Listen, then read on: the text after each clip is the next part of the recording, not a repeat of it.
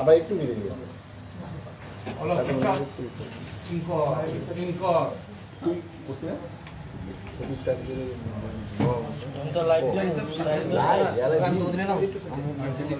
ইংলিশে করবি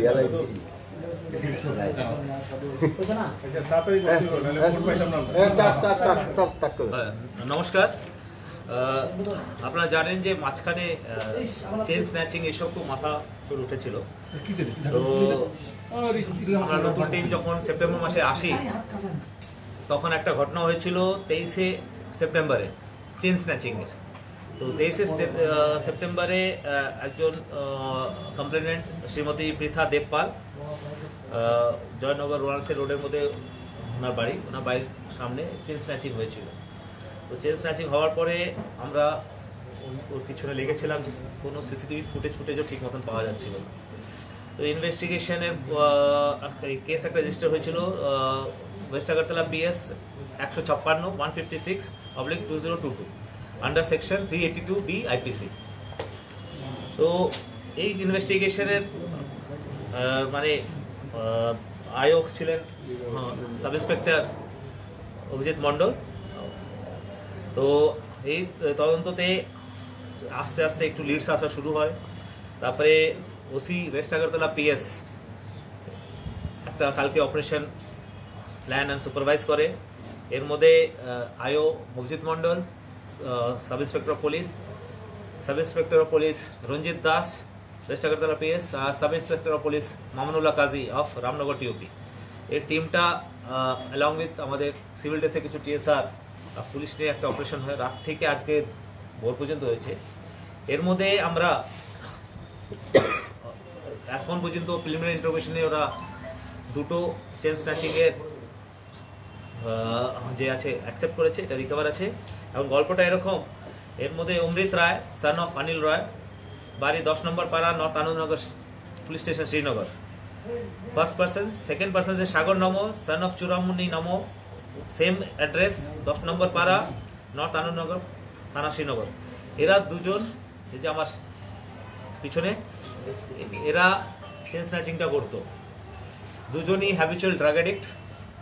তারপরে এই যে চেইন স্ন্যাচিং করে Amaresh Chakraborty son of late Partha Chakraborty of Bhagat Singh colony, Kalikapur, Paschim Agartala থানা। আর Mintu Das son of late Mahadev Chandra Das, south Ramnagar veterinary হসপিটালের কাছে, পশ্চিম আগরতলা। আর Mintu Das son of late Mahadev Chandra Das, south Ramnagar veterinary হসপিটালের কাছে, পশ্চিম আগরতলা থানা। এদের দুজনকে বিক্রি করত। এর মধ্যে যারা কিনতো চুরির মাল, এর মধ্যে একজন স্কুলে চাকরি করে। কি নাম তোমার? হ্যাঁ, জোরে বলো। মিন্টু দাস বরচলা স্কুলে চাকরি করে। ঠিক আছে, এরা কত টাকা করে বিক্রি করতে রে তোরা? হ্যাঁ, এই টাকা করে বিক্রি করতাম। হ্যাঁ, কত? 30,000 করে বিক্রি করত। তারপরে অমরেশ চক্রবর্তী আর মিন্টু দাস মাল্লাপুরম গোল্ড ফাইন্যান্সের ম্যানেজার রিমন চক্রবর্তীর কাছে এটা উইদাউট এনি ডকুমেন্টস চুরির সোনার চেনগুলো দিয়ে এর এগেনস্টে টাকা নিয়ে নিত। এইটা হচ্ছে র্যাকেট। এই যে লোন আছে, এটা তো লোন শোধ হতো না। তো stolen property was being purchase by Malappuram finance company gold finance. চুরির document without verification, without document এরা নিত। এর এগেনস্টে এদের লোন দিত, যে লোন আর শোধ হবে না, অফকোর্স আপনারা জানেন। তো কালকে প্রথমে আমরা অমৃত রায় সাগর নমকে তুলেছি, দেন মাঝরাত্রে আমরা অমরেশ চক্রবর্তী মিন্টু দাসকে তুলেছি, আজকে সকালে রেমন চক্রবর্তী আমরা সিজ করেছি। আমরা মাল্লাপুরম গোল্ড ফাইন্যান্সে এরকম দেখবো, এরকম কত ওরা জুয়েলারি, যেটা most probably proceed of crime থাকতে পারে, ইলিসিট চুরি বা ডাকাতির প্রবৃত্তি থাকতে, এরা এটা নিয়ে লোন দিচ্ছে। এর মধ্যে সবাই প্রফিট, যে চুরি করছে তার প্রফিট, যে কিনছে তে আবার প্রফিট মার্জিনে লোন নিচ্ছে তার প্রফিট, আর এই যে মার্কেট প্রাইস থেকে কম অ্যামাউন্টে লোন দিচ্ছে, তো এটা তো আলটিমেটলি যে লোন না শোধ হলে তো গোল্ড ফাইন্যান্স সিজ হবে, তো কোম্পানি প্রফিট। এখন কোম্পানি এর মধ্যে ডাইরেক্টলি যুক্ত আছে কিনা আমি বলতে পারবো না, বাট স্টাফ তো ডাইরেক্টলি যুক্ত। কেন কি কোনো গোল্ড লোন দেওয়ার আগে whether it is stolen, is genuine, এটা ভেরিফিকেশন হওয়া উচিত। তো টুডে আমরা এই 5 জনকে ফরওয়ার্ড করব, আমরা রিমান্ড চাইবো। আর এরকম আর কত জুয়েলারি এরা এরকম করে মানুষের স্ন্যাচিং করে,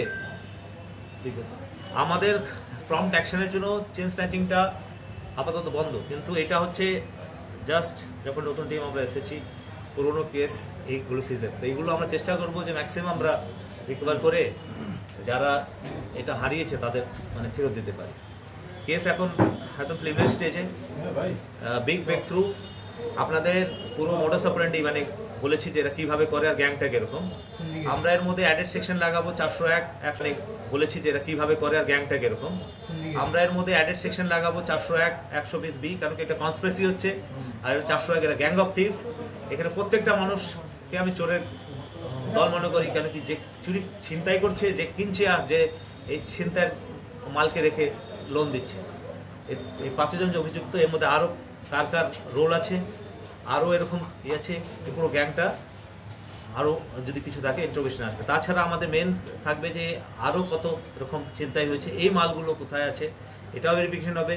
আর গোল্ড ফাইন্যান্সের মধ্যে এরকম কত প্রপার্টি আছে যেগুলো মানে চুরির বা স্ন্যাচিংয়ের বা এটা থাকে, এটা মানে 1.5-2 মাসের হার্ডওয়ার্কের হচ্ছে টিম ওয়ার্ক। ওসিপিএস নিজে কালকে অপারেশন সুপারভাইজ করেছে, আর আমাদের 3 যে ইয়াং সাব ইন্সপেক্টর আছে, এরা এটা আলটিমেটলি পুরো গ্যাংটাকে বাস্ট করতে পেরেছে।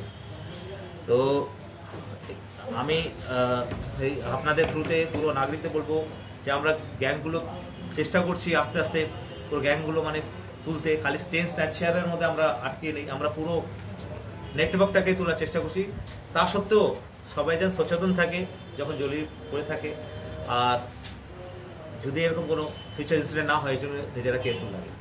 বাকি নাম একটু যারা চেন স্ন্যাচিং করেছে তাদের নাম হচ্ছে অমৃত রয় আর সাগর নম। এরা শ্রীনগর থানাধীন নর্থ আনন্দনগর 10 নম্বর পাড়াতে বাড়ি। যারা এই চুরির জিনিস কিনতো তাদের নাম হচ্ছে অমরেশ চক্রবর্তী আর মিন্টু দাস।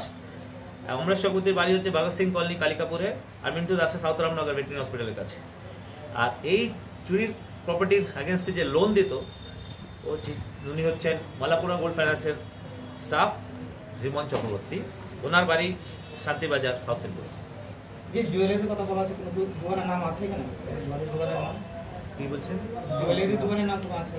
এখানে দোকান না, এটা চেন স্ন্যাচিং হয়েছে। গলার থেকে, মা বোনদের গলার থেকে এরা ছিনছে, আর এই ছিনতাইয়ের যে টাকাটা আছে এটা দিয়ে এরা ড্রাগসের নেশা করছে। তো এটা খুবই রিস্কি ছিনতাইটা, কেন কি এটার মধ্যে অনেক ইনজুরি হয়ে যেতে পারে, কোনো একটা ঘটনা হয়ে যেতে পারে। রুথলেসলি ছিনতাই করা হয়েছে আফটার লট অফ হার্ডওয়ার্ক, এটা কি করা হয়েছে, গ্যাংটা বাস্ট করা হয়েছে। অ্যান্ড আমরা আজকে কোর্টে ফরওয়ার্ড করবো, উইল টেক রিমান্ড। অ্যান্ড এটা আরও এরা এরকম কটা অফেন্স করেছে, এগুলো জিনিসগুলো কোথায় এটা রিকভার করার চেষ্টা করবো। আরও যদি কোনো গ্যাং মেম্বার থাকে এটা আমরা জানার চেষ্টা করবো। Thank you.